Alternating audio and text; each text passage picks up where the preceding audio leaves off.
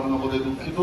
এখানে সভাপতি সাহেব বলেছেন ঘন ঘন সময়, আমি ঘন ঘনই ধোবাউড়ায় আসি, আমার দরজা আপনাদের জন্য সবার জন্য খোলা, যখন ইচ্ছা তখন আসবেন।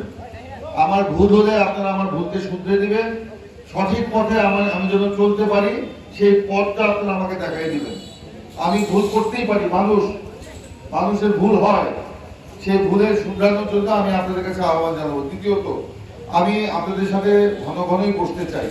আসলে এই দূর দূরান্তে যেতে হয়, গ্রামে গঞ্জে যেতে হয়, যেখানেই যাই, মসজিদে তো নামাজ পড়ি, সেখানে অনেকের সাথে আমার দেখা হয় না যে একবারে হয় না তা না, তবে এই ধরনের মত বিনিময় আমরা দীর্ঘ সময় ধরে যাতে করতে পারি সে ব্যবস্থা করব।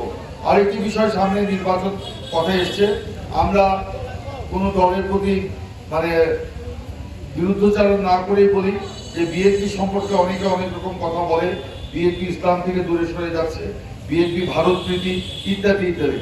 যে দলের প্রধান সংবিধানে বিসমিল্লাহির রহমানির রহিম সংযোজন করে, যে দলের প্রধান এবং যে দল সংবিধানে ধর্মনিরপেক্ষতা কেটে আর সর্বশক্তিমান আল্লাহর প্রতি আস্থা ও বিশ্বাস সংযোজন করে, সেই দল কখনো ইসলাম থেকে দূরে সরে যেতে পারে না। আমরা ইসলামের ধর্মীয় মূল্যবোধ, ইসলামী মূল্যবোধ সর্বোচ্চ অগ্রাধিকার দিই। এই যে 5ই আগস্ট যখন হেফাজতে ইসলামের আলেম ওলামারা বিপদে পড়লো, আমরা কি দাঁড়াই নাই?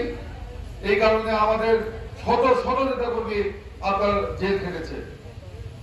আজকে যারা এসব কথা বলে তারা তো তখন শেখ হাসিনাকে বাতাস করতে পাল্টা দিয়া করে নাই, তারা তো ওই আলেম ওলামার পাশে দাঁড়ায় নাই।